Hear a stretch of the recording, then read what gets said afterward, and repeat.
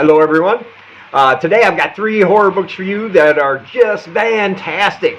And the good news is that I read a lot of ARCs, so sometimes a lot of the books I mention on here are going to be pre-orders, but you can pick up all 3 of these right now, and I absolutely recommend all 3. These ones are just like fever dreams on a page, man. They're fantastic. And as a reminder, I have horror books for sale. And if you want to buy the books you see on your screen, there's a link in the description to do so. And you can join my Patreon and get other books from other horror authors every single month. Short horror stories from me and other things. So if that's something you're interested in, check out that link. Alright, let's get started.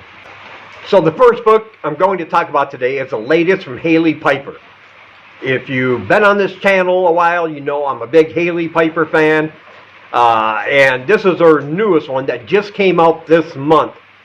And it's called A Game in Yellow. This is like an erotic, horrific, cosmic fever kind of nightmare kind of book, you know. Written in a way that only she can do. If you haven't read Hailey Piper before, I really can't say which book you should start on because they're all fantastic. But this would be a good starting point because you're going to love it. And basically it's about 2 female partners. They love each other, but they're having a problem with intimacy in their relationship. And to try to fix that, they're going to all these increasingly extreme kinks and fetishes, trying to bring that old spark back, you know.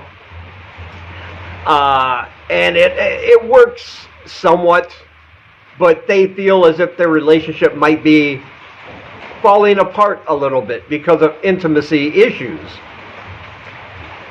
One of them knows a woman. They meet at a bar, and this woman has an original play of The King in Yellow. If you're familiar with The King in Yellow, this book deals with that play a lot. It's a play that's supposed to drive you to madness and insanity. But this woman they meet, she has a play of The King in Yellow. And when you read, as you're reading the play, as long as you get pulled out of it shortly, it kind of, I don't know, possesses you kind of. It imbibes something in you, I guess you can say. And it works for a while. Like, they read the play, and all of a sudden they are sexually charged. Like, you know, back when they first met, like, everything is going along great. But, of course, the effects wear off, and they have to keep going back to this woman whenever that happens. And she kind of becomes a part of their lives. Well, one day, one of the girls sees a copy of this play sticking out of this woman's handbook and decides she'll just take a few pages so they don't have to keep going back to her to get what they need from this play. If she just takes like 3 pages, nobody's going to miss them, no harm done, and their relationship will be back on track, just the 2 of them. But that's not going to happen because this play kind of sucks people into it when they're reading. They become a part of the madness and insanity of this play, of this manuscript they are reading. And it puts them in the world of this play, but when they come back out, that insanity and this madness still inhabits their mind. And pretty soon, the 3 pages she took, well, it starts multiplying by itself. Pretty soon it's 5 pages. Then she has 10 pages. Then she has 20 pages. And she realizes that something is horribly, horribly wrong. And, yeah, what's going to happen next is just crazy, man. It's just out there. It's just fantastically horrifying because she broke the rules. She is now entranced kind of in this world of the play. And it just gets brutal. Let's put it that way. But I am going to say this, like, near the end of the book, it looks like there might be kind of a happy ending. But Haley Piper, she said, you know what, she pulls the rug out from underneath the reader, because then the last few pages just, she says, no happy endings for you. Just when you think there might be a little bit of happiness to resolve this situation, that's going to change. And that was fantastic, because I didn't see that coming. And it's brutal, man. Yeah, this book is absolutely fantastic. If you like cosmic horror, if you like erotic cosmic horror, and I want to say that it is erotic, but it's not erotic in a way like it's explicitly sexual, you know? There's just that factor of erotica in it because of their situation. It's very horrifying, and I don't think you'll be turned on much by it, you know? But yeah, I absolutely loved it. Of course, I highly recommend it, and you can pick up your copy at the link in the description. And next we have Smoke City by Keith Rosen. I'm a big fan of Fever House and Devil by Name. His two latest books that are kind of set in the same world that he's created there. And this one came out previously, somewhere in the 20-teens. I forget exactly what year, but I had to go back and read it because I love his recent books. And this one is absolutely fantastic. Like he has this unique writing style where he puts a lot of things into his books and a lot of characters, and they don't seem to be connected at first, but when they do connect, when that connection is made, everything changes and everything gets all twisted and turny and bent out of shape, you know. And in this book, it's called Smoke City because of these phenomena that's happening in California and Mexico at the time, and they call them smokes. They're basically ghosts that appear out of thin air in a matter of a heartbeat, and at first they're almost translucent like smoke until they start forming into their human selves. Now these smokes don't do or say anything to humans. They don't even seem to acknowledge that we are there. They just show up in the blink of an eye and then disappear in the blink of an eye. And in between, they just look lost and confused, like they're not aware of anything surrounding them. And they show up in the weirdest random places, like in the cockpit of an airplane, almost causing it to crash. In the center of a 12-lane highway, causing a pileup. And because of that, the government is involved, trying to determine if they're a danger, what they are, and all that stuff. Now, while that's going on, we have our two main characters. There's a lot of characters in this book, all quirky, all fantastically written. But we got two main characters, and these two are filled with, they're filled with anger and regret and rage. They're very imperfect, very much self-destructive at times. You know, it's like watching a car crash as we're reading about these guys. And one of them is now 40 years old, but when he was in his teens and early 20s, he was like the prince of the art world, let's say. He was a very famous painter and artist when he was like 18. And his paintings sold for hundreds of thousands to millions of dollars. He had a wife that he really loved. But due to his alcoholism and due to his self-destructive behavior and his ego, that all fell apart. And when we meet him, he's in his 40s now. He's working at a fast food restaurant.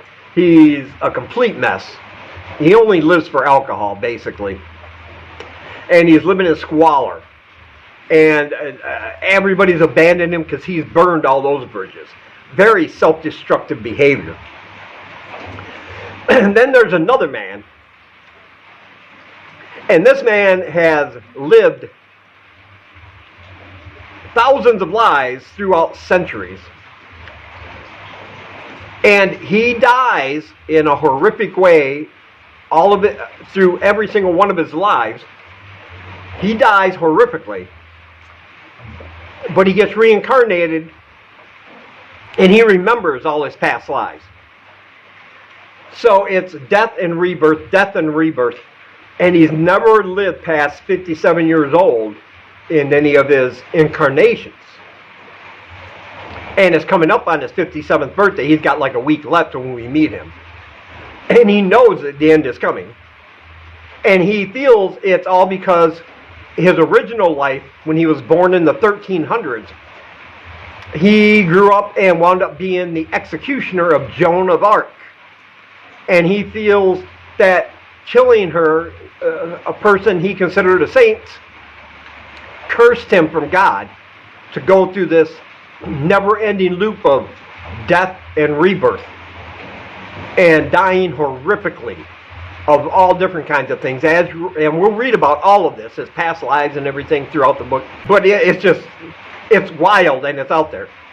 So we have the Smokes, we have this painter guy, and then we have this guy, and they're all separate at first, right? They don't know one another. They're not. One thing doesn't seem to do with the other, have to do with the other, until they do.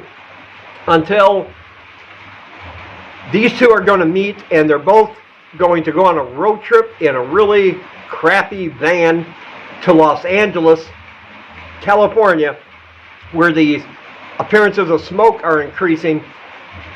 Each of them has a different purpose for being there, but they are going to get distracted along the way. Things are not going to go well for them along the way, as they're both kind of seeking their redemption for the lives they've led. And this is going to get worse and worse for them as they proceed and finally get to California. And then some things are going to happen there concerning the Smokes, and all of this is going to tie together wonderfully. But it just reads like a fever dream on the page, because you got all these very interesting characters and these Smokes on the side, and you're wondering what's the deal with them. And then eventually they'll all come together, and you'll realize, oh man, yeah, how wonderfully he did this author. Yeah, this is like a noirish kind of writing style, and it's really easy to get into. Very flawed characters. It's full of regrets. It's full of loss. It's full of heartache. Yeah, it's got all the emotions. Yeah, this one is great. I absolutely loved it. Of course, I highly recommend it. And there's a link in the description to pick up your copy.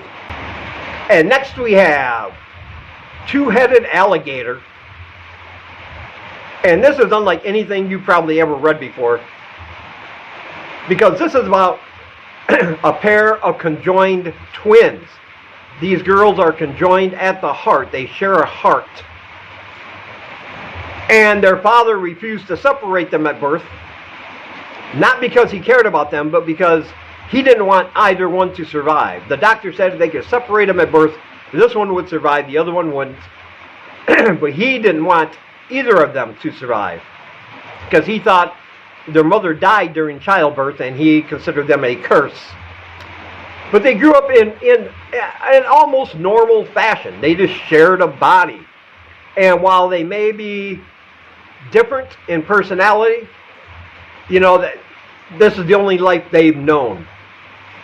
One of them gets obsessed with another pair of conjoined twins from earlier in a small town in Louisiana that they called the Alligator Twins, because this pair of conjoined twins lived on an alligator farm. And the rumor is that this pair of conjoined twins were a serial killer. That they killed because men started going missing, and then kids started going missing. And because they were different, of course, people assumed they had something to do with it. And so this conjoined twin over here gets obsessed with this story from the past, and they decide one day to go to this town in Louisiana to see the house where these girls grew up, and try to see if they could get some of the local gossip and folklore to find out what really went on. And that's when things are going to take a very horrific turn, because they are going to meet some people who claim to have some knowledge of this, and they do, but it's not who you think it is. They are not who these girls think they are, and it's just going to turn horrific, of course. Yeah, but this whole story about these conjoined twins growing up and how they lived basically a normal lives, although they had to deal with people staring and wanting to touch them and acting like they were some kind of in a freak show of sorts, you know. But basically they had a very normal life. They argued. They had sisters, other single siblings. And at one point, a serial killer showed up in their town, and one of their sisters was killed by him. But you're going to have to read about that, because this is like the catalyst for the things that are going to happen later. But I'm going to let you read about that because I don't want to say too much. Yeah, but this book was absolutely great. It was beautifully written. I loved all the characters. I loved that whole build-up. The twist at the end when they get to this town and discover who these people are. It's just, it's all a fantastic fever dream-like package, man. And yeah, I absolutely loved it. Highly recommended, of course. And you can pick up your copy in the description. And as always, I want to say thank you for taking some of your time and spending it here with me. And until we meet again, keep reading spooky, my friends.